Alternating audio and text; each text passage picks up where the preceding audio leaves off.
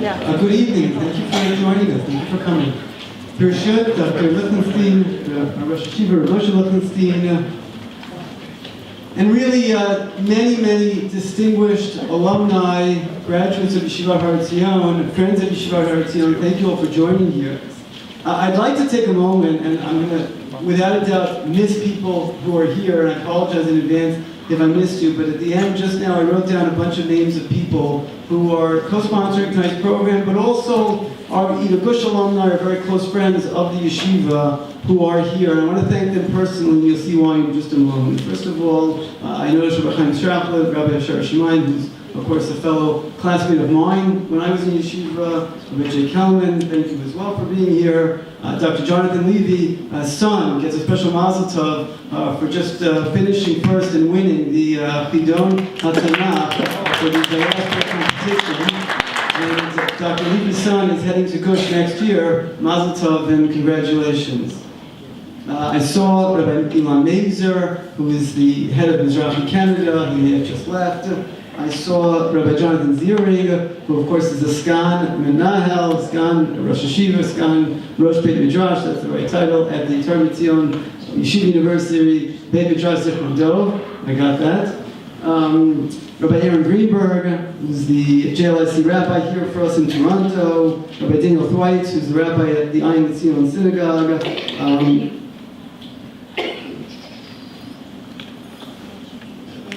And I think I got everybody that I noticed at first glance. And the reason that I mention all of those names is because those are all people who are either alumni of the yeshiva, whose children have learned yeshiva, and are rabbanim and leaders in the city here today in either major shuls, schools, or other institutions. And I'm sure there are others who I forgot who are here, and I apologize, and others who exist in the city who I left out. And I mention that by way of introduction because the impact that Yeshiva Har has had on the city of Toronto and on communities all really throughout the world is really tremendous and unbelievable. We now are at the third Yahrzeit of my Rosh Yeshiva and the Rosh Yeshiva of so many here, Rav Lichtenstein, and we all of course miss him greatly. And it's the reason that we come together. Dr. Tova Lichtenstein mentioned to me that it's actually her first time ever in Toronto. So we're going to have to show her a good time. And we got some nice weather in store, hopefully tomorrow.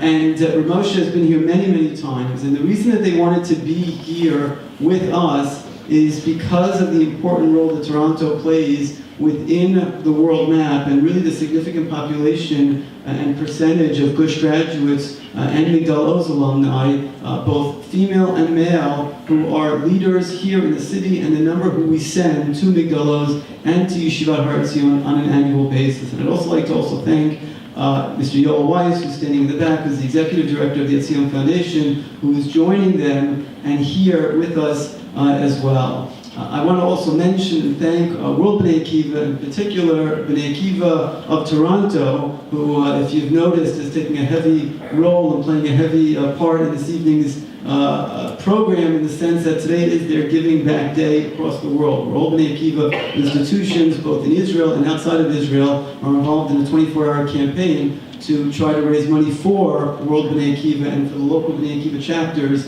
in each city. And of course, we're one of the leaders, and as such, we're participating in as strong a way as possible. By way of one final thought of introduction, and I really don't want to take that much time away from Rav Moshe, from Dr. Tova, because that's the reason that you're all here. 3 years ago, when many of Rabbanim, alumni, just huge amounts of people were involved in giving Hespedim for Aharon, there was one particular line that Rabbi Michael Talbis said in a Hesped that stuck with me. And I've always thought about that in the context of my memories of Rav Lichtenstein, and I think, like so many of you, we all try our best to emulate him in the tiny, small, possible way that we can. And Rabbi Michael Talbis, in a Hesped that he gave at the time he was Rosh Yeshiva of MTA, Yeshiva University's High School for Boys, and he quoted the pasuk in Parshat Miketz, when Paro said to Avadav, "Hanimtza kazeh ish asher ruach Elokim bo." Somewhat ironic, because of the context of the pasuk, Rabbi Talbis said that for him, Reb Aharon was this ish asher ruach Elokim bo, And he was this individual who we always thought of, and he always said, there's nobody else, an Itzhak Hazeh, who we could find, who has this Ruach Elokim more than Reb Aharon. We all have our own memories, we all have our own stories, we all have our own thoughts. It's not the time for a lengthy hesped, but we come together hopefully once a year and as often as possible to listen, to hear stories, to read Sfarim, to read articles, to remember the great impact that Rabbi Lichtenstein had on literally thousands of Talmidim, and really continues to have, and will continue to have for decades and decades to come. And in that respect, it's a true honor to have Dr. Tova Lichtenstein and Rav Moshe with us this evening for this evening's program. So we thank you both. Let me just give some context to the program this evening, and then I'm going to invite Dr. Lichtenstein to begin. Where the topic is Aliyah, but with a specific focus of the creation of the Hesder movement. And the goal really was to get a sense from both Dr. Lichtenstein and Rav Moshe about their early Aliyah and the creation. Obviously, Rav Lichtenstein very much joined Rav Amitab. Fair enough. Well said. But Dr. Lichtenstein's Aliyah, then we'll say it more accurately. Okay. And the creation of the Hesder movement, how it began to build and develop, and really its early beginnings. And then Rav Moshe is going to focus on where Hesder is today and really where he sees it going. Not that anyone has a crystal ball, but those possibilities over the next decade or so. Each is going to speak for a short period of time, make a short presentation, and then really we're going to open it up to you for questions and answers around that topic. There's a rabbinic gush listserv that exists, so I sent her an email to it before the weekend asking for some interesting questions. So I got back a list of some fascinating questions that other rabbis and other alumni across the globe would like to ask. So if none of you have questions, I have a whole list of questions. But we'll let you try to get to your questions first. Thank you very much, Dr. Lichtenstein.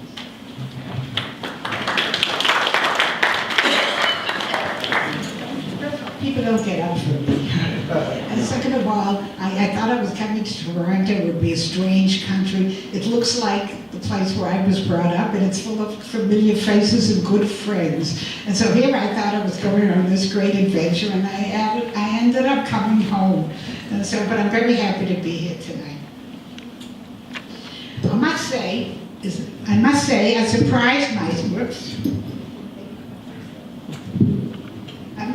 I surprised myself when I agreed to speak about our Aliyah this evening. I'm a very private person and do not readily share my personal life or history with others. And yet, it seemed to me the right thing to do, and I agreed without hesitation. And so why am I standing here today? I really asked myself that question when I sat down to write the few words I want to say.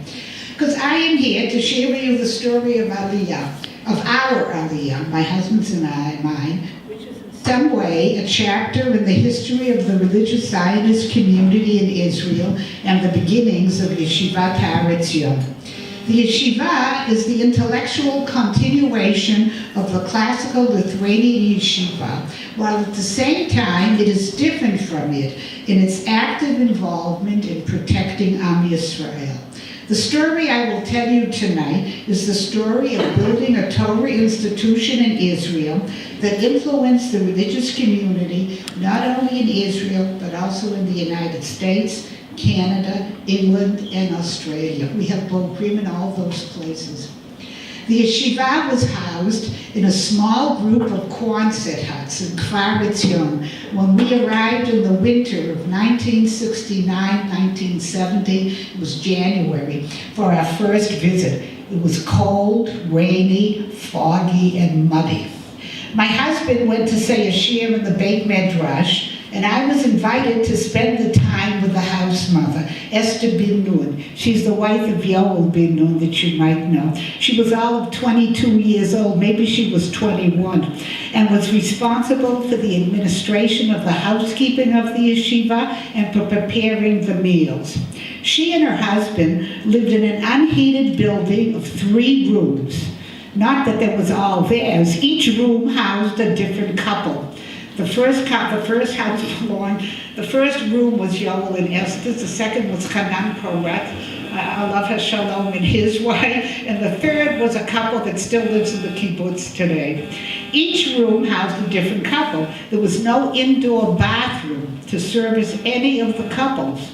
The bathroom was a 5-minute walk away, and it was the communal bathroom of the kibbutz that serviced these staunch young people. And they came, and Esther describes this was one of the most beautiful apartments she ever had, that she loved living there.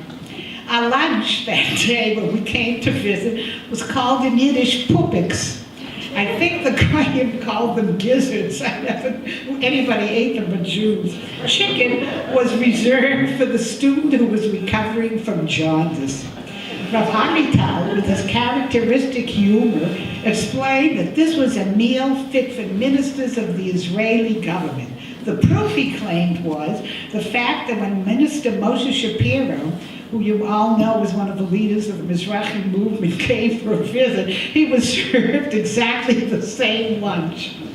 The atmosphere in the yeshiva, however, was electric. There was a sense of mission and adventure. The physical conditions were of little or no importance. My husband's shir that day was like none these young men had ever heard. They had never been exposed to his far-reaching intellectual grasp or his searching for conceptually, broadly based understanding of halachic sugyot that at first glance seemed unrelated. They were impressed by his knowledge, but in truth, much water would have to flow in both the Jordan River and the Kinneret before he turned into their beloved and revered Rosh Hashiva. And you know how little water there are in both those places. Whether the first yeshivat Hesder was carried b'Yavneh under Rav Goldrich's leadership, or was conceived of by Rav Meltzer at Yeshivat Hadarom, is a moot point for all except their closest devotees. There is little doubt, however, that the Yeshivat Hesder was an attempt to change the priorities of the religious Zionist youth.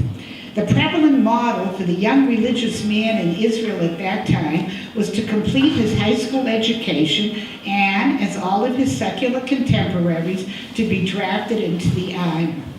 Higher Torah education was divorced from army service. Even at Merkaz Harav, the flagship of higher education for the Zionist youth, army service was delayed until after the young man had spent some time in the yeshiva. There was an option to reverse the order, but the option of what we would call a joint program was not the order of the day. The leaders of the religious Zionist camp were of Polish, Russian, or Lithuanian origin, and their vision of a yeshiva was the classical European one. The yeshiva was a place isolated from the world and self-contained. The notion that even when one was occupied with the study of Torah, one needed to hearken to the crying baby, and I mean, you all know that story as a Rav Amital's well-known story. Those who don't know, ask me later and I'll tell it to you, was not as prevalent. But things were changing.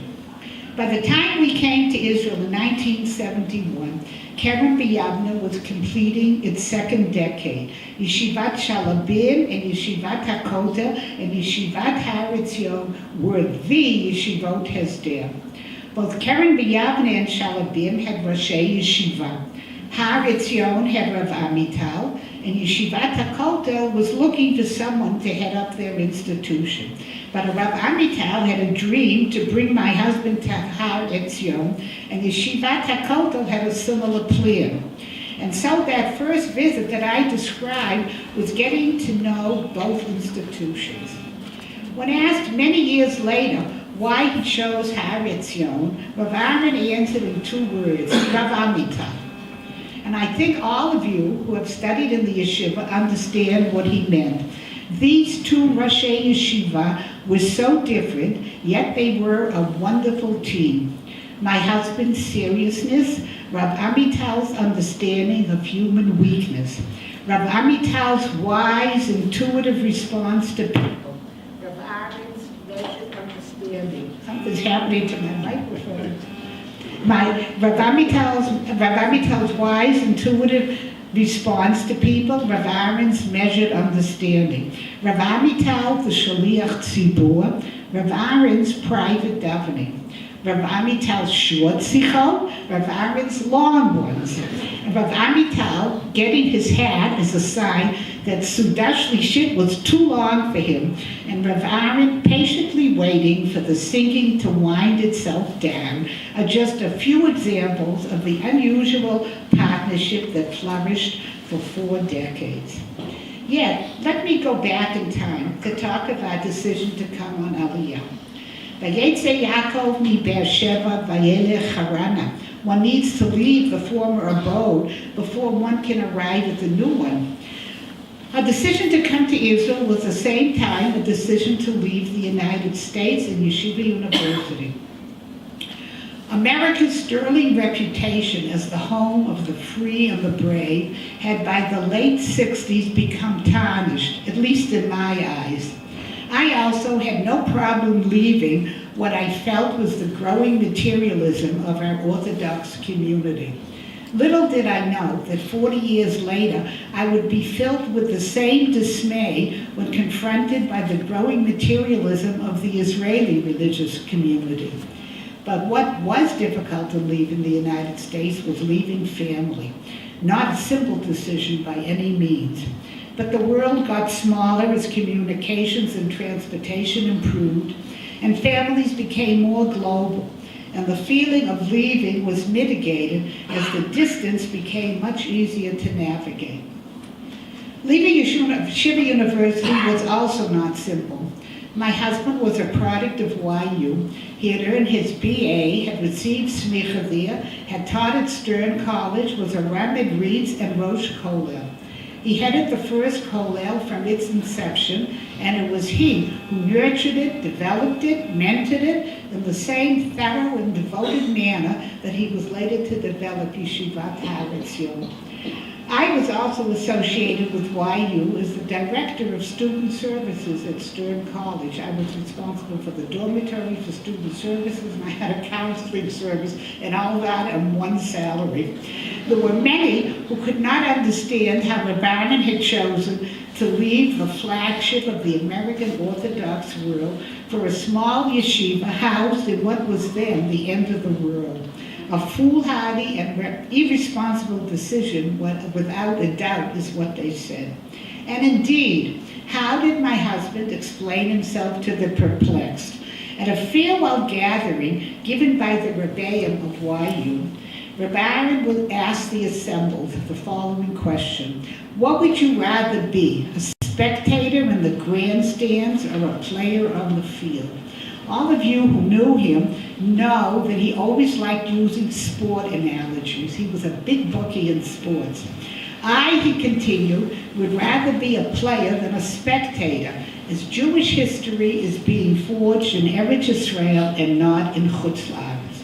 A spectator sits and watches in comfort while the player, although he takes risks, is actively engaged in playing the game and can make a contribution, however small, not only to how the game is played, but also to its outcome. Our decision to move to Israel also reflected the homes in which we were brought up, the religious education we had received, and the post-Six-Day War response of young religious Americans. If we had thought that the establishment of the State of Israel, that with the establishment of the State of Israel, the young state had come into a safe harbor, we realized when that war broke out that we were mistaken. There were challenges and miracles, hardships and tribulations, but we realized that indeed Israel was the playing field of Jewish history. And we, Rav Aharon and I, were not the only ones who joined the Israeli team. Many of our contemporaries did the same. And they became the teachers in the yeshivot, and they became the professors in the university, and they became the businessmen. Jewish history is forged not only in the political area, my friends, but also in the religious one. In the passing on of the Masorah in all its complexity and abundance to the next generation. and my husband began to teach his young students. He taught them day after day, year after year, how to analyze the sugya, the relationship between a clear understanding of the minutiae and the underlying halachic concepts, and that the Beit Midrash was not Noah's Ark, isolated and protected from the world and its failings. The Beit Midrash was a makom of Torah and Musar, and that its dwellers were obligated to guard and protect that world, be it militarily or ethically. Rav Aharon's tolerance of moral turpitude was zero, irrespective of the nature of the moral failing, be it ben adam lechaveiro or ben adam lemakom, be it in the private sphere or the public one, or in our world of Torah or the general society. He never hesitated to present his students an explicit moral message based on an in-depth exposition of Torah values. And he was unexpected in a world where people are expected to take standardized positions on issues. Those around him thought that halachic Jews should have no empathy for the psychological difficulty encountered by homosexuals or unwed mothers who wished to be part of the religious world, and yet he was. A Rosh Hashiva of a Hesder yeshiva need not have empathy for Arabs, and should understand, they contended, that brute force is necessary in times of conflict. And yet, he spoke out strongly against excessive use of force, the need to actively seek out peace, and that all men were created b'tselem Elokim. And, of course, they expected a rabbi who quotes Milton, William James, and Boswell, to name just a few, would not be very much of a Yirei Shamayim. And those around him learned that Yirat Shamayim is not a result of retreat from general culture, but that general culture can enhance one's sensitivity and experience and can enrich one's Yirat Shamayim. Rav Aharon and Rav Amital continued on their way without seeking the approbation of their colleagues. I would like to suggest that many of the moral issues of which my husband and Rav Amital took note were directly related to the Israeli public arena, and that the yeshiva's voice was not only heard in the world of the Beit Midrash, but reverberated in other halls and places. Yeshivat Har Etzion was and is a Hesder yeshiva. Devotion to the task at hand is a value shared by the army and the yeshiva. This shared value can cause tension, as each one wants the undivided attention of their young charges. In those early years, the very notion that a ben yeshiva could simultaneously live in two worlds was new. I like to think that the very complexity of the worldview presented to the young student in the yeshiva, the clear moral vision, the obligation to worry not only about one's own spiritual and religious development, but also about the state of Am Yisrael, gave the young soldier Talmidim the ability to be both good soldiers and fine B'nai Torah. Those were the early years, a time when tradition and respect for tradition were strong components of our milieu. Times have changed. The challenges of our current world are different. Yeshivot Hesder have shown that serious studies can go hand in hand with a commitment to do one's share in defending one's country. How this commitment can be met and in which setting is the current issue that the Yeshivot are addressing. I was witness to the first stage of the beginnings of the Yeshivot Hesder, and I am confident that the current leadership has the wisdom and understanding to continue developing responsible and caring B'nai Torah. Thank you.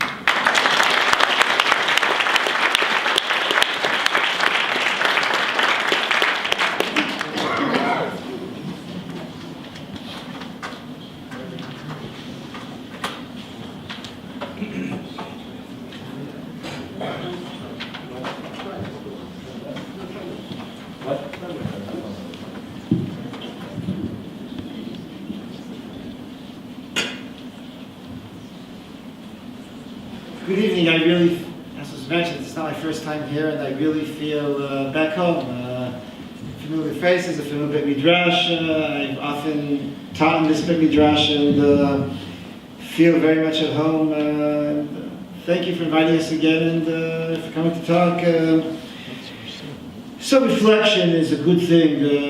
Day to day, I'm always busy preparing a shir. On the airplane here, I was busy preparing Masechet Shabbat of Kuf Lamed Hey, and take a time out and to reflect upon Mi'ayin Bata V'lama Taholech and to give a din v'cheshbon is often a good thing. It forces you to prioritize, to focus. So thank you also for the opportunity to talk about the Hesder and its current situation. I'll begin, and I will indeed focus mostly upon Yeshua Hesder and less upon Aliyah. I'll begin by posing a very simple point. The period my mother spoke about, from the heroic period of the Hesder, the appreciation of Yeshua Hesder in Israeli society was huge.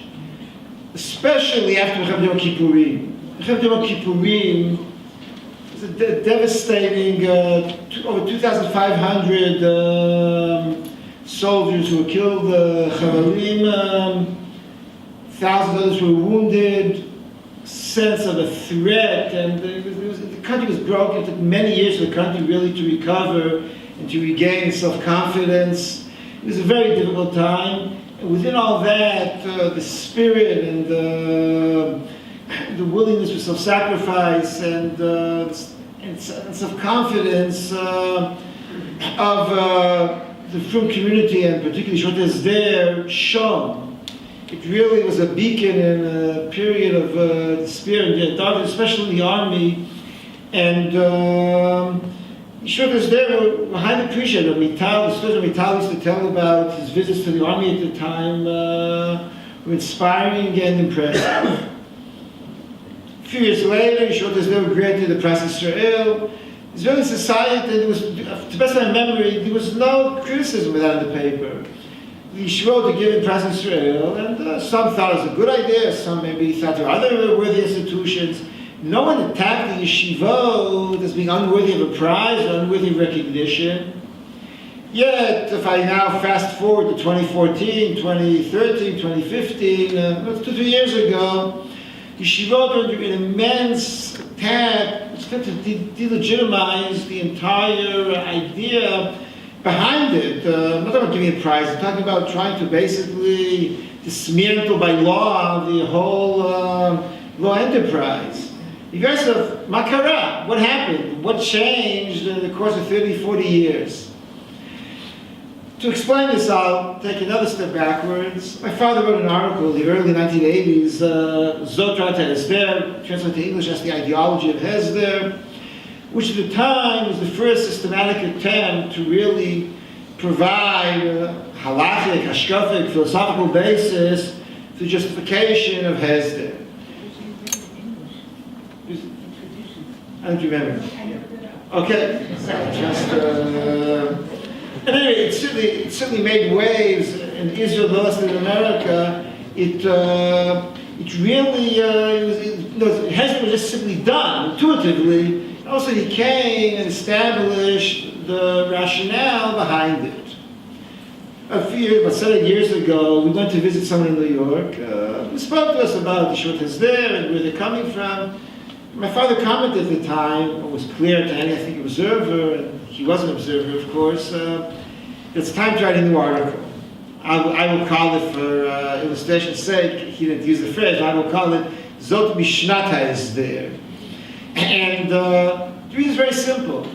Zotrat Hesder justified the Hesder vis-a-vis those who tried to delegitimize the challenge its legitimacy from the right. I mean the religious right.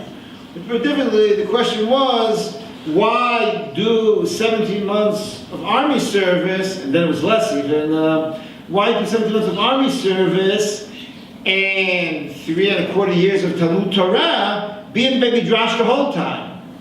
And the whole article is focusing really to fend off the right flank, to explain why it's legitimate to study Torah together with army service, and why a person who articulated.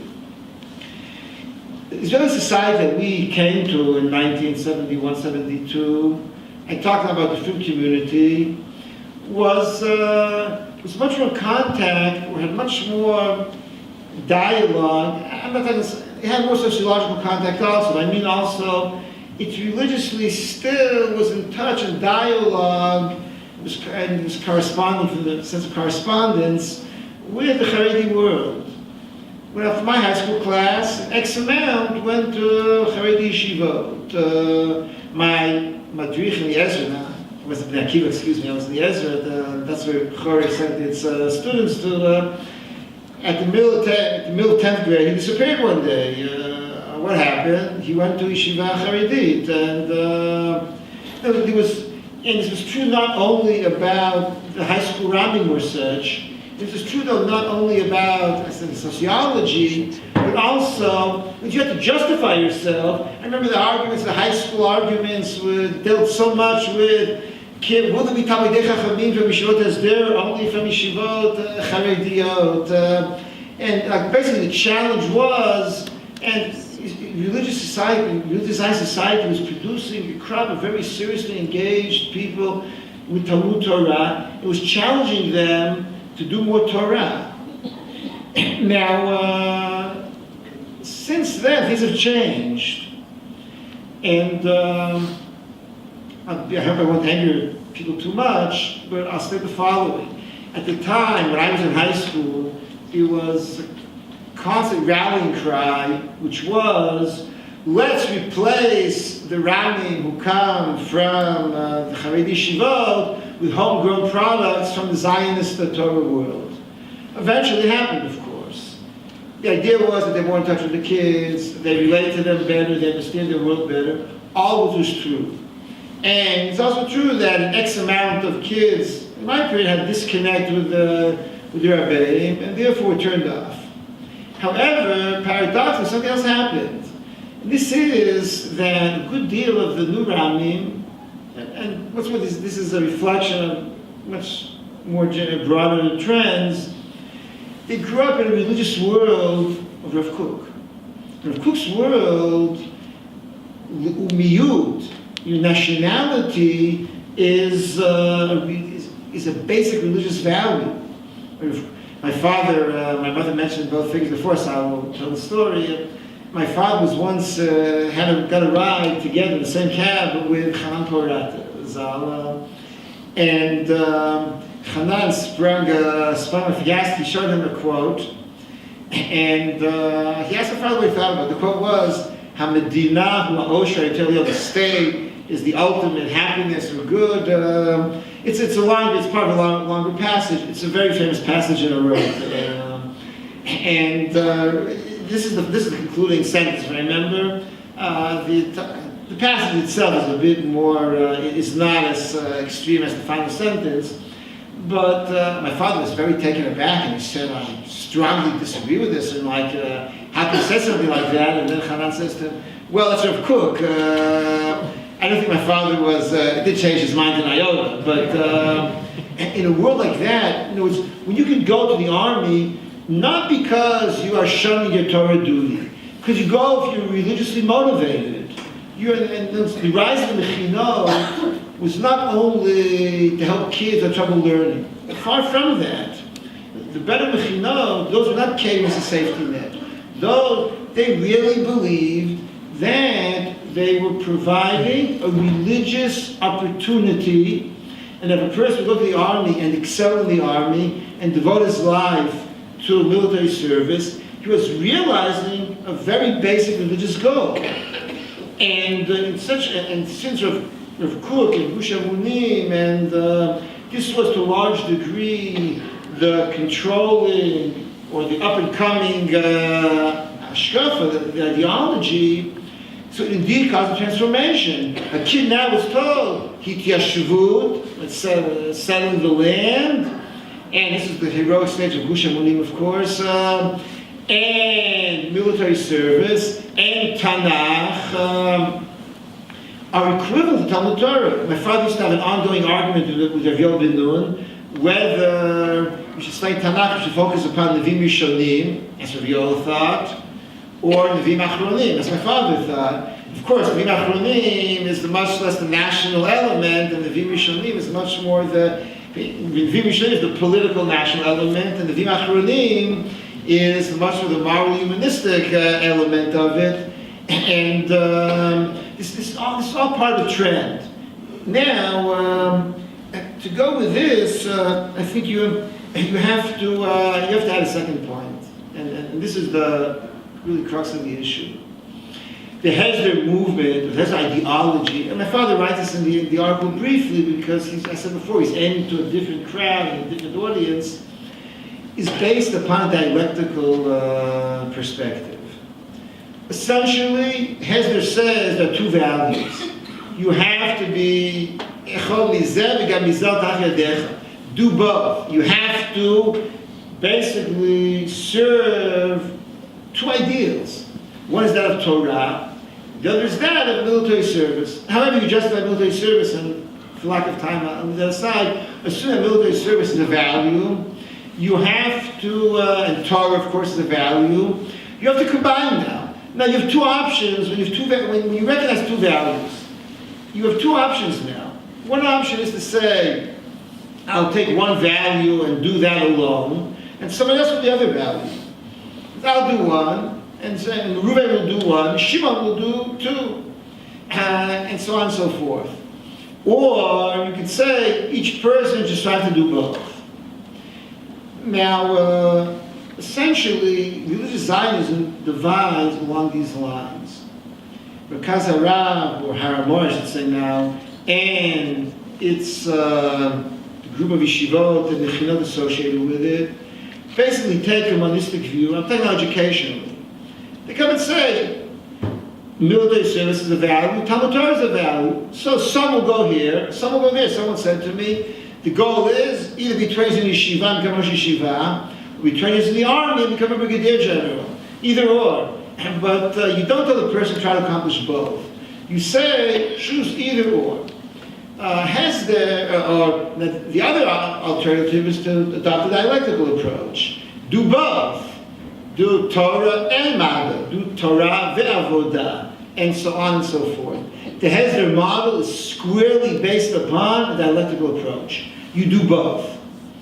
And therefore, when you now have these two values, so you have essentially secular society, religious Zionist societies offering the two alternatives. Basically offering you can, I said before, you can follow the other approach, the Merkaz Harav approach, in which on one level, national service, settlements, military service is of deep religious value, and second, the approach is a monistic approach, either or. The Hesder chose a dialectical approach. Now, once you choose a dialectical approach, and this is the point that the Rav Soloveitchik often emphasizes, you can't fully accomplish whatever you want. I'll use a metaphor that anyone who I taught has heard this hundreds of times probably.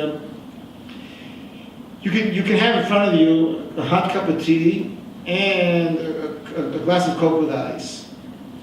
Now, optimally, you really want to enjoy Olam Hazeh, you want to really partake, you're afraid that, like Misaki Sharing quotes, a person will have to provide an account in the heavens for every pleasure he missed in this world.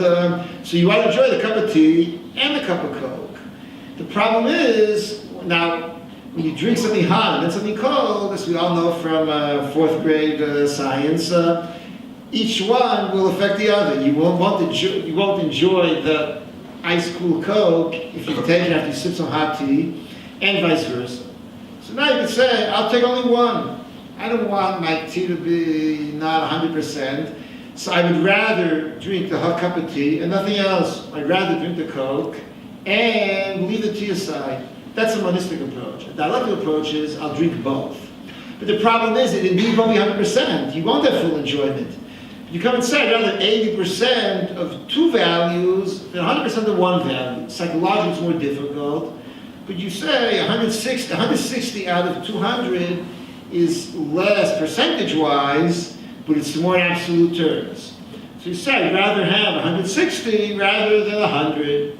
And this is the Hesder moment. Basically, this is the ideology of Hesder. And that's why it's unpopular. It's unpopular among the fruit community because there's an alternative which gives you 100%. Now, I should add that, of course, the alternative also appeals to youthful vigor and energy. It's paradoxically, and I know this sounds a bit strange, it's easier to be in the army, despite all the hardships. I've been through the army as well, and I know exactly what's to sleep in a muddy tent which is leaking. Nevertheless, it is easier to devote a life to Bet Midrash. Bet Midrash requires different qualities. It's not easy to be in a contemplative life. It's often more difficult than a life of action, even if the action has some hardships, at least in the broader sense. You take youthful vigor and energy and you offer it with a very gung-ho opportunity. So this appeals. And therefore Hesder is now not, Hesder is perceived as an opportunity which is not always first choice. Now, I'll add two other points and then talk about briefly the challenges at the moment. There's a second issue which is, Yeshua is there, the moment they make, now basically they're in a different environment. It's no longer trying to justify something Haredi, it's to justify the compromise, to justify doing partial track, and the justification, of course, is a dialectical one. We have the same challenge vis-a-vis the secular community. Secular community is also calling into question the legitimacy of the Hesder movement, and at the moment things are quiet. 3 years ago, they were very, very problematic, and I have no idea, and nobody has any idea, what the result, when there will be Israeli elections, what the results will be, who will be the candidates. One thing is clear, that if certain parties will win the election, the Hesder, the yeshivot, will be in big trouble again. And this is why. So I'll mention a few quick, brief points. One is, and I think it's the most basic, though it's never talked about, second community's connection to Torah and to the past is weaker than it was. The second community is, when we tell us to talk, that some people want a Shabbos goy, some people used to say want a Shabbos yid. Meaning, they think it's important there should be Talmud Torah, they think it's important there should be Yiddishkeit in the world, someone should be from, just not them, but they really want, Shimon Peres, for instance, you talk about his grandfather was a Rav, and it was important for him. And he came to Yeshiva a few times, and he emphasized, and it was quite sincere, the importance for him of having yeshivot and having Torah in Am Yisrael. And deep down, Ben Gurion Ben Chazon Ish, he also had that intuition. Nowadays, it's less so. There are large segments of the secular community who indeed don't feel their grandfather didn't put on tefillin, he didn't speak Yiddish, they didn't come from, they grew up in a different model, the whole paradigm is different. And they really don't appreciate what Yeshiva they're doing. If you don't appreciate what Yeshiva is doing, there's no reason to let people to provide an exemption. You only provide the exemption if you believe in the dialectic. And the Chilonim no longer, much less believe in the paradigm of Torah. Secondly, when you talk about dividing the burden, the Kal Chalukat HaNetel, what is the burden? 40 years ago, unfortunately, the burden was sacrifice of life and limb. It was literally going to battle with all the dangers and the horrible prices that battle exacts. And Yeshua is there, paid their price. Yeshua is there, many casualties Yeshua is there had. And as such, no one doubted the contribution or their being part of shouldering their part of the burden. Baruch Hashem. We should thank Hashem every day and every minute.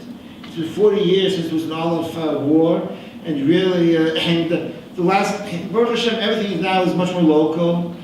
The army is much less engaged in all-out war like in Yom Kippurim, and therefore, much more attention is to how much time do you know. The sacrifice now is not perceived as time and not as blood. And unfortunately, it's not 100% true, of course, it's still but time takes a much greater, and we talk about everything's computed now in terms of how many months do you serve, not how much, Ben Gurion's idea that you look at how many kvarim you have is no longer the currency, Baruch Hashem it isn't, but it puts you at an obvious disadvantage. Number three, Israeli society is much more, as was mentioned, more materialistic, more self-centered. In the past, Shiloni serving the army didn't look to his right and his left how many others were serving. He felt privileged to serve. Now, as we all know, the gravest sin in Israel is liot fryer. To feel that someone is, someone's taking advantage, to be taken advantage of is probably the cardinal sin. Now people count, if they do this much, we do that much, therefore it's Hesder's role, and I don't see much that we can influence the general community.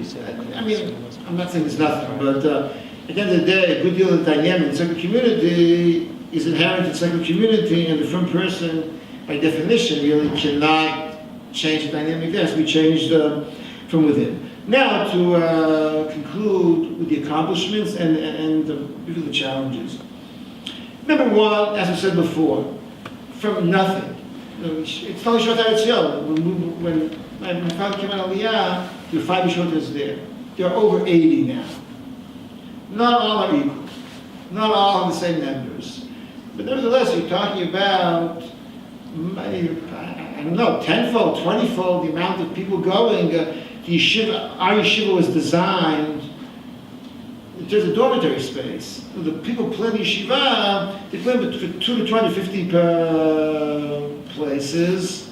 That was a dream. Like if their wildest dreams would come true, they thought they had 250 beds they would need to fill.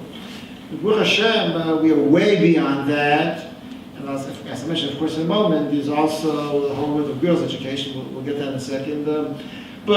And if you talk about the shortages there in general, they've expanded tremendously. Expansion has caused also problems. Expansion has mean you've diluted the product. It's only ideal. It's also people looking for easier service. Expansion also creates something else. The classic role of the yeshiva, at least the modern yeshiva, the 19th century yeshiva that we are and all of these short are modeled upon, is basically you're at the service of Torah. Chaim Volozhin's idea was Torah Lishma. You serve Torah. So you take a yeshiva, you locate it in a small, out-of-the-way place. My mother and I visited Volozhin 20 years ago. They were still putting in the running water. We still saw them using wells. And they were a bit embarrassed when they asked me to take pictures, but they were still using wells. It was like you saw the goyim of Volozhin, and you think of the intellectual firepower that the Jews had over there, you realize what an anomaly it was. The idea was, we'll take the best and the brightest out of the city centers and put them in these places which were off the map, literally. No train, nothing. You had to get there by a horse and a buggy in the mud. And what's the idea? The idea is like a university town. It's like Princeton or Cambridge. You take a small city, you concentrate all your intellectual firepower in one place. This is totally reverse of the idea that you put the Talmidei Chachamim in the main communities, the Yehudas in Prague and so on. Yeshivot there originally began the same model. Lichtenstein was a small place. It was chosen for various reasons, but the idea was to collect the best and the brightest and put them in the yeshiva. In Kiryat the same thing. Yavne is no bigger than Gush Etzion, and Shalabim is they have more cows than people maybe. At any rate, now people do the opposite. They establish yeshivot to serve communities. It's good for the community. Now, of course, I think, like you know, what you really need for that is a community kollel. The community kollel is the optimal model to serve the community. But as you also know, in the yeshiva they pay you tuition. In a kollel you give them a stipend. So the economic model is take a yeshiva, not a kollel. So now you have small yeshivot in many cities. It's good for the cities maybe, but it creates problems with the yeshiva model. Anyway, especially Shivot has been a tremendous accomplishment. But with experience, there come challenges to make sure the product is up to date, that it's intense, that you don't dilute the product. The second one, and I will just make a statement, I forgot to answer questions later on, I think the Yeshivot are also accomplishing changes in Derech HaLimud. I really believe that even though we are following the classical Brisker Derech, I think it's not the classical Brisker Derech anymore. I really think that it's evolving and I think certain changes, I think you can identify now a piece of shtickle Torah written by someone in a college that is there, as opposed to Haredi Yeshiva. I think that it's not one yeshiva. I think it's a more broad movement. Just to point out one example, integration of Tanakh into Lamdus. I mean Tanakh into Lamdus. I don't say Tanakh as Tanakh. I mean it's the integration of Lamdus and Tanakh into a whole. This is one example. And of course, the third area is women's learning, which is part of the same. Willie's talking about to modernity. It is not a coincidence that Yeshua is there, established women's Torah learning in Eretz Yisrael. It goes together with your willingness to open up the society, your willingness to take old models and pour new wine into them, or in this case, almost to create a new model, but to take the shell and recreate it. It's a huge accomplishment. If you look at Migalos, I go there once a week as a very happy parent, and my daughter's a charuta with Tara Kelman, and I rub my eyes. I teach there once a week. I really rub my eyes. Nevertheless, I think there's a lot to be done yet. I think the world of Torah learning for women is in the early stages of developing. I wouldn't say it's like a button. It's beyond that. But nevertheless, there's still a lot of upside which has to be accomplished yet. I think a huge amount has been accomplished, but there's a lot which remains to be done. I think it's one of our challenges to make sure that we do it right, that we don't go. Women's Torah learning can go off in many different directions, and the way I see it, I would like a situation in which you don't talk about women's Torah learning. You talk about women learning Torah. My wife's a biologist. There's no such thing as women biology, female biology. I mean, females doing biology, right? You don't.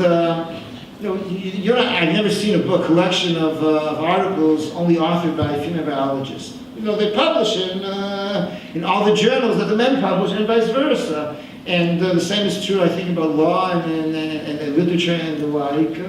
I want to reach a situation in which there is no such thing as a Torah journal only for women. The women and the men publish together, and they learn together. Now, this is because I think Talmud Torah is a legal system and not literature or self-expression.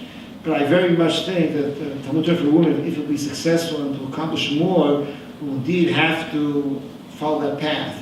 To follow the path of Talmud Torah as it is, and not to become self-expression, not to become literature, to express the female soul, but rather to be rigorous legal system with rules and the like. The moment I won't be able to identify who wrote what, that means we'll have gone to the next step. I really believe it's doable and will be done. But okay, these are some of the challenges, and I think we should continue to go Michael, and the vision that my father Ramital used to say always, that when he came to Gush Etzion, he saw Anan Kashur Rosh Hahar. He saw a cloud in the heavens, and if you continue to see the cloud, and you continue to go to Beit Midrash every day and say ourselves, it's Sulam Mitzad Aretz of Hashem Magiah Shamayma, and that's what the Hesder is all about. So that Hashem will continue to develop and continue to prosper.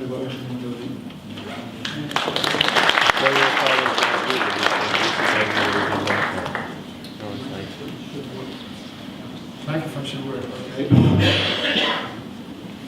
Okay, who would like to start us off? First question for either Dr. Lichtenstein or Moshe. Please, Dr. Sess.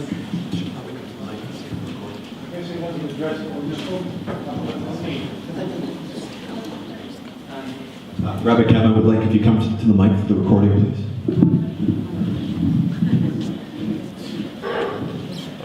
See, when you spoke about the aliyah that you made and your feelings and Lichtenstein, throughout the past 20, 30 years, everybody's always spoken about your father, Zatzal's feeling toward aliyah. Can you discuss the contrast between Rav Lichtenstein's, or if there was a contrast between your father, Shalom Zatzal, and your husband? You want to know the contact? What? The conversation between your husband and your father, About Zatzal, making aliyah. About making aliyah. Okay. I think my father was a father like every other father.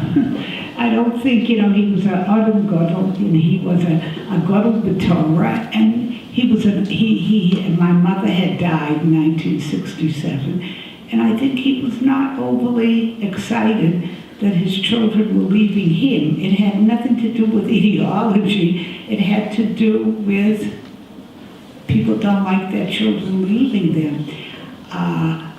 I think that he was exceedingly involved in Israel. The man used to read the Israeli newspaper every day because he was the honorary president of the Mizrahi, so they would send him the Hatzofer. The Hatzofer needed subscribers. They got one. And he would read that newspaper from cover to cover. In our house, the people of the Mizrahi would call all the time to ask him what he thinks about this and what he thinks about that and what he thinks about that. And so I think he himself was conflicted over his loyalty to Eretz Israel and his children leaving. But I can tell you, when we sent our children back to study with him, he was exceedingly proud of them. And one day, there was some kind of a meeting. I was not there. I was at home. Each one of my boys my older boy, my youngest son is upset that he was born. He's much younger than the rest of them, and by the time he was ready to go, my father was sick already. And so, but the older boys went and they spent time with him, and then they came back. And there was one day, my father tells me that there was this assembly, and they were discussing who's going to defend Sinai, and a young man got up and said, I will. And it was this young man. My father was pleased as punch by that. And so that's my answer to you. Do you want your kids to go on Aliyah? Most Zionists don't. I said to somebody, the definition of a Zionist is someone that goes to Mizrahi organization meetings, celebrates Yom HaAtzmaut, has a flag, an Israeli flag in his shirt, and he lives in the United States. And so they are not, I think no Zionist really wants his kids. Yeah? Toronto is a little bit different than New York. Right? This is your first time here. I don't want to, but Toronto is quite proud of you. Toronto, they're proud of people. They're proud of people. I'll just add the things I heard from my father at the time. My father was went to put more philosophy. The Rav also had problems with the Haredi world in the past, and he had some of his Eastern European, experiences. There's a lot of pressure put on the Rav in Eastern Europe not to veer to not to become unorthodox. They tried to prevent him from going to college. And the Rav envisioned Yerushalayim as being somewhat of Warsaw. And I remember when I was in 1979 in Boston, he asked me one day, are there traffic lights in Yerushalayim? It's like this image of a shtetl almost. Well, he was here in 1935. You all know that story. He came in 1935, and I always, I had this argument with Leah House that they had this piece. What would have happened if Reb Aharon had stayed? And I said what I said, but I always think to myself, and I don't know the answer, what would have happened if my father had indeed become the Rabbi Rashi of Tel Aviv, and he would have come after Harav Kook, and there would have been like a head-on meeting between what he and Rav Kook. The meeting of the religious Zionism with Rav Kook had to wait till with Harav Soloveitchik, had to wait till my husband came. And that took many, many years, many years of being, you know, the out man. But I think as being Warsaw of 1920s, and Warsaw in 1920s was, for the Soloveitchik family, not a very pleasant experience. My grandfather, Rav Moshe Soloveitchik, was, I don't know what you would call it, I don't know what you would call it. He was in Tachtamoini, which was the Mizrahi school in Warsaw. And on the one hand, the Haredim were angry at him that he was in this Mizrahi school. On the other hand, they wanted him to give smicha to everybody that was registered there, and he said to them, you can only give smicha to people that are deserving. And he was willing to give smicha to 3 people. One was Vahaftik, Zorach Vahaftik, who later became Meh, and then the other was Goldschmidt. I know who the third one was, but I forget. But he truly picked out fine people of Yirat Shamayim in value. And there was a tremendous fight going on in Warsaw.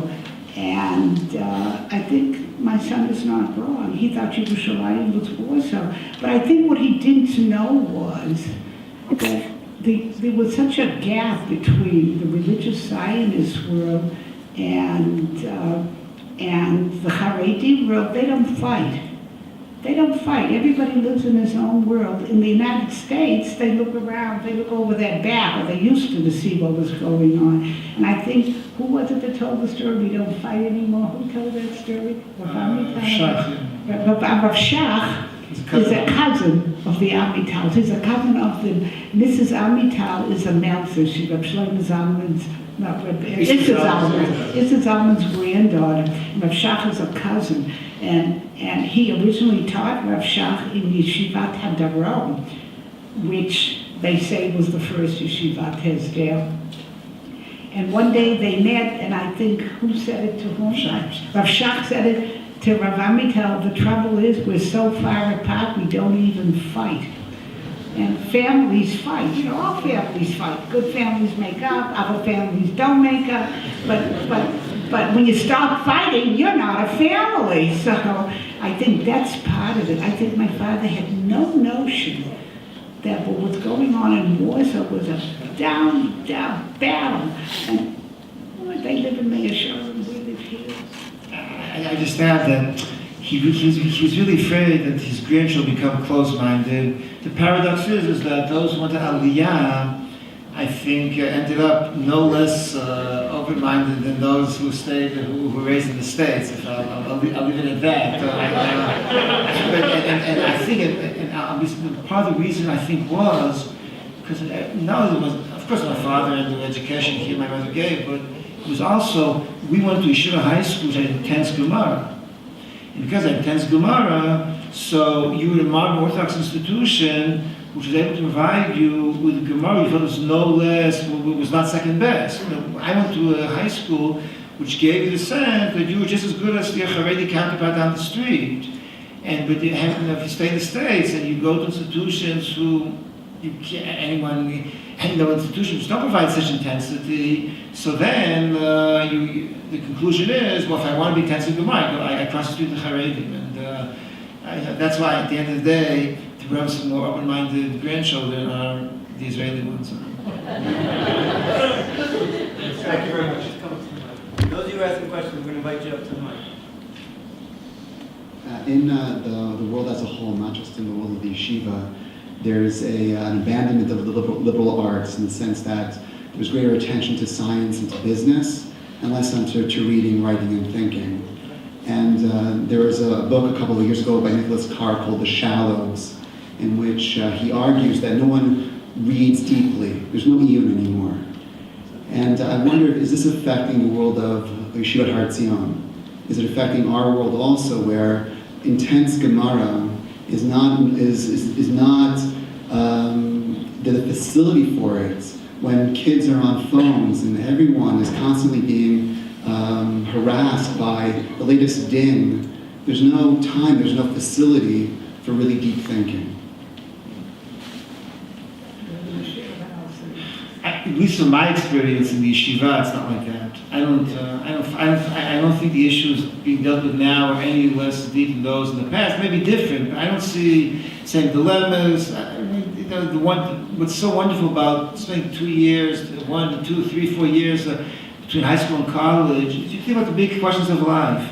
You have time to think about the big questions before you begin chasing career and exams and taking care and picking up your kid from the gun. I don't see any great difference. I tell you, the Gemara we're teaching, I don't think is any less deep than what was taught 30, 40 years ago. I don't see it at all. But I see the problem I see in technology. I should mention I'm married to a scientist, so I can't say that science is less shallow than literature. It's more shallow than literature. But the problem I see in technology is not so much that when they're studying in depth. That's the problem with relationships, that it causes, if people are constantly looking, if you see people sitting at a table, instead of looking at each other, they're looking down, and if people are constantly interrupting, they come to a family meal, they look at the phone and stare at the child, I think the problem with relationships, that I think is a serious challenge, but I think technology is an opportunity, and I think look at the very line, it's a huge opportunity. And if you properly employ, you can reach much greater depth. You can. I scan information, on the computer regarding Shas, which once upon a time you had to be the Rogachover to know. And now, any person with a keyboard and then a discount key, he can go through the entire Shas in half a minute. So it's a huge opportunity. I don't see it making much. I don't know. At least from my perspective, it's not. I'd like to say a word about that. I think it depends what technology is competing with. After I retired, I started to go to Yahrzeit on Migdal Oz, there in the same building. Every Sunday morning I go to study there. And so you come to Migdal Oz, and outside the base medrash is this exceedingly beautiful decorative hanging which has pockets for cell phones. And those young women come to the base medrash and put their cell phones down into the base medrash. I think you're right what you say about the cell phones and the sun, but I think there's a self-selection process of who is coming for higher religious education, and I think if what you're offering them is of more value than what they're getting out of the phone, as in everything in life, you make your choices. But I find it amazing to come and see this, or maybe I'll take a picture and send it to you, of this whole big thing there. It's colorful, it's beautiful, very nice, and all of them have the cell phones. And I think that what I see in the yeshiva, because I'm not part of the yeshiva, I see there are many things in the yeshiva that have changed in the past years. I really do. But I think the hardcore of learning not only hasn't changed, but they never had a Kollel before. They never had this before. They never had. That there are certain things that are the wrapping in which you put it. In the yeshiva, I don't know when some of the people here went to yeshiva. In 1980, no one was going to make a Lag BaOmer Medurah for boys who were studying in yeshiva. What, are they crazy? What are they, children? Well, now they do. They had what was it called, that poetry contest? What was it called? There's a poetry thing where you have to get up and say poetry, and one of the Ramim said poetry, and I was very, very proud. I have a grandson there, and he made a wonderful poem. Now, no one in the years, 20, 30 years ago, would think that it's passionate for yeshiva bocher. He's not interested in that. And so I think the challenge of the modern world that I see in the yeshiva is not the technology as much as the kids want a more rounded experience. And it's very hard to know what you could give them and what you can't. How do you remain connected to the Masorah, and how are you part of the modern world? And I think that's part of what's happening. And with some of them, they don't succeed.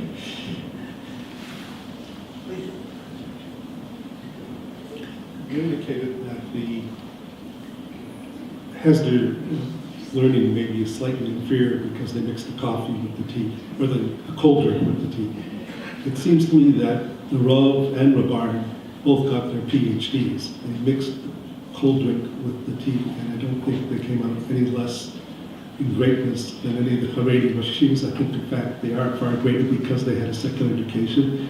And if you go to the Haredi world, Rav Pam, Rav Zelig Epstein, the generation after the Gedolim that came from Europe, did get PhDs. I can name a number of others, and they're no less great than the ones who didn't, and I would suggest they might even be greater than the ones who don't have a secular education, because you need broad knowledge today, especially to be a posek. I think you need science, and you have to be articulate, and that's sorely lacking a lot of times in people who are recognized as Gedolim. And if I could ask one question unrelated to Hesder, may I? Yeah, I read Rav Sabato's book with the questions with conversations, which was a wonderful book, and I loved all of Barnes' answers except for one. And that was when he was asked about modern scholarship by professors on Maimonides. And he sort of dismissed it and said, until the professors came along for 200 years or 500 years, we didn't know what Maimonides was saying. And it sort of reminded me to ask, until Reb Chaim came along, we didn't know how to learn the Rambam. And it was atypical of Rabban, who usually had nuanced answers and saw about 10 different approaches to each question. And here he just dismissed it. Did he not find any value in what the secular professors, and a lot of them weren't secular, but were Orthodox professors, but from a scholarship standpoint at university, in the way they dealt with the Rambam? I'll start with the first one. I basically agree with you. I think that often when you're exposed to two different elements, you fuse the two, and why do you like to quote Yerushalmi that says that Chasidim Arishonim, Torah Tamid Barech, the Torah is enriched because they're Chasidim, meaning you have less time, but you're exposed to much greater life experience. I agree 100%. I think life experience, whether it's service in the army or literature or both, indeed enriches, and there are advantages. I think that, however, the fact that you can get certain events doesn't negate the fact that there are other prices. And there are certain prices which are paid through a dialectical approach. There are certain advantages and benefits, and I wholly agree with the assessment that altogether the benefits outweigh the deficiencies, and that's why I'm both interested there. That's why I subscribe to such a worldview. I agree 100%. Nevertheless, there are certain prices which exist still. I would also add, and since we talk about my father and the Rav, I'll just say, in the Rav's world, the tension is much greater, and I think the Rav really feels you pay greater prices. My father is much more harmonious. In his world, there's much greater harmony, except their practical prices. I'll tell you, the first year I did Miluim, so I was studying the Yeshivas Kol at the time, so I was studying Ksuvas in the morning and Hilchos Nida in the evening. So I got coffee Miluim, Ksuvas Daf Yutet Chav Chaf Aleph, which is the heart of Ksuvas, so there's no other way to describe it. And Simon Kuf Beitet, which is the most difficult and complicated Simon and Hilchos Nida. It took a long time to make it up. So, but on the balance, I agree 100%. The guy, I don't remember the exact passage in the book, so I can take the easy way out and say I don't remember. I think at the time, not to embark on a long discussion, my father's attitude to scholarship in general. General, he did not take that attitude. No, I mean, when to discuss his attitude to Jewish studies, I think we have to make a separate evening for that. I suspect that he at times he was opposed to a condescending attitude at times from academia towards yeshiva. He was bothered not so much by the results. I think more by the attitude. Are you seeing a judgment on the Rambam? Are you see yourself as identifying with him? We need a different evening for that, I think. The hour's late. One last question, please. Very fast. So I'd like to say I have two two daughters who were kind of the dichotomy you were talking about. One learned at Oz, the other is currently in officer training in a combat unit in the Army as a religious girl. But my question is more... If you want me to hear, you have to talk. Sorry. My question more is that I believe it was in the mid-'80s. Kibbutz Dati came up with the Shiluf program. Was there any kind of corroboration between Yeshiva Hesder and Shiluf? Shiluf, I believe, was 3 years Army combined with 2 years Yeshiva. It was 2.5. But it was more on balance of what the regular Army service was as opposed to what the Yeshiva Hesder was.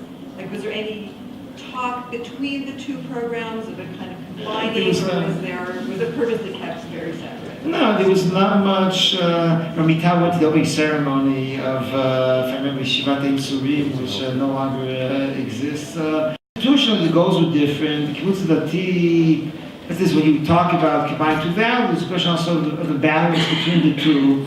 Kibbutz Dati had a very different balance between the two. So there wasn't, I don't think there was an opposition, but there wasn't any real cooperation. They existed side by side, and I didn't see much cooperation. I would say the following though. My father used to talk on the Chinot. He would say, the question is not the balance. The question, yeshiva, you really say, yeshiva means permanency, right? In Hebrew language, lashevet means to be permanent. Yeshiva assumes that your base is the yeshiva, and you do the army because you feel it's also necessary. But in the phrase of the Mishnah, ata oseh toratcha keva. The yeshiva is the basic, is your base. A mechina means it's a preparatory institution. I will mechin you for the army, because the army is your focus, and the mechina will give you good preparation. My father was trying to see you change, because the mechina really prioritizes the focus in the army, for the reason I described before. And I really think that they are very committed and idealistic people who are following Rav Kook's vision. But it's just a different vision. And the yeshiva sees the yeshiva as its focus. And I think the Kibbutz Dati also was, in that regard, its emphasis was certainly different than the yeshiva. That's why they really were separate. They remain separate entities. What's more, they get along well. My brother taught in the Yeshivat Kibbutz Dati for quite a few years. But beyond that, there wasn't much institutional cooperation. I'd like to add that one of, I think, the big changes is in the religious community is 20 years ago, a religious girl would never have thought to go to the army. She was going to go to Shibud Leumi. And my daughter, not Esther, my other daughter, said to me, because then they wanted to give to Am Yisrael. And that's what Shibud Leumi is. It's truly volunteer work for Am Yisrael. And now the girls want to be part of Bitachon Yisrael. And it is a growing movement now in Israel that there's been such a change that they want to go to the army, and they develop programs for themselves to go to the army. And they don't go to fighting units, but they go to Modi, they go to intelligence, they go to Chel Chinuch, they go to computers, they go to, there's a big one, they go to the units that tell parents when a child has been injured or, God forbid, killed. They very big on that, the religious group. And then they accompany soldiers who have been wounded. But I think that's a major, major change in our community. Never would have dawned on a girl to do it before. And now, very good, nice, frum girls that learn. In a sense, they're setting up for themselves a yeshivat Hesder for girls. I will add one comment. I hope since I feel at home and amongst family, I'll say I hope it doesn't open a hornet's nest. This is one of the big challenges. You asked me for challenges. I think it's a religious Zionist society at the moment is going to major change. I spoke how 40 years ago the frame of reference was the Haredi world, but it's more than that. It's religious Zionist society, the secular Zionism in its best form was also religion. It was a secular religion, but it was what? Of course, it was a religion. There was Admor Merchavia, and religious Zionism, paradoxically now, is taking on some of that, meaning the Israeli identity. I mean, Israeli identity, and not the classical Jewish identity. The Israeli identity is a crucial element in the self-image. I'll give a few examples. My daughter, when she was 4 years old, she went to Ghana, Alon Shvut. Alon Shvut is a very nice, strong community. It's considered a very Torah community, relatively speaking. They taught them, of course, all the songs. They taught them before Manishtam, before Pesach, and they taught them Oz Tzur, and Sirivon Sov, and whatever, and so on and so forth. But for 2 months, at the end, before the Sibat Siyum, before the end of the year, the graduation, whatever we'll call it, they spent with them day in, day out. They spent with them practicing one of the classic songs of Zemer Ivri.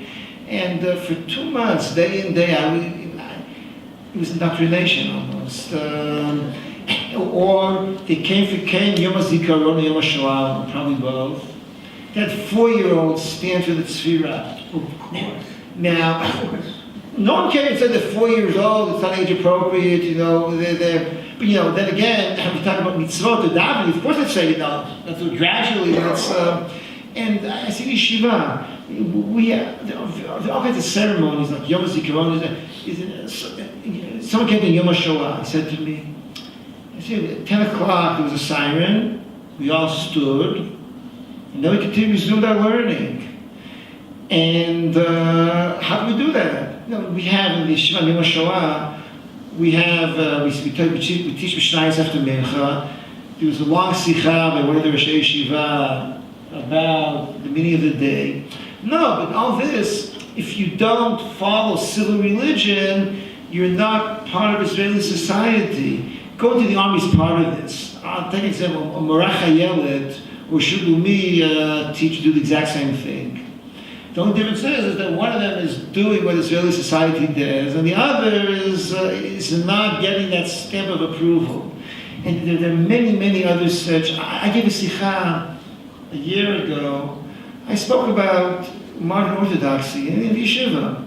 And I emphasized that even though we believe in secular laws alike, and etc., but obviously the religious identity is paramount, that I thought it was such a self-evident, I thought it was what I call educational maintenance. You have to repeat basic messages, even though they're self-evident, you have to repeat them once every few months. I got so much pushback.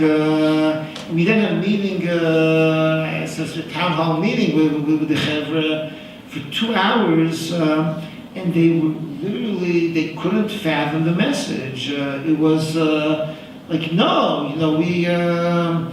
was like they couldn't, because they were so deeply rooted to their Israeli identity.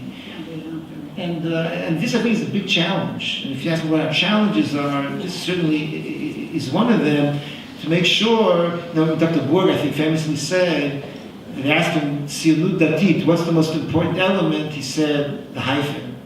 And we have to make sure that we get it right in that regard as well.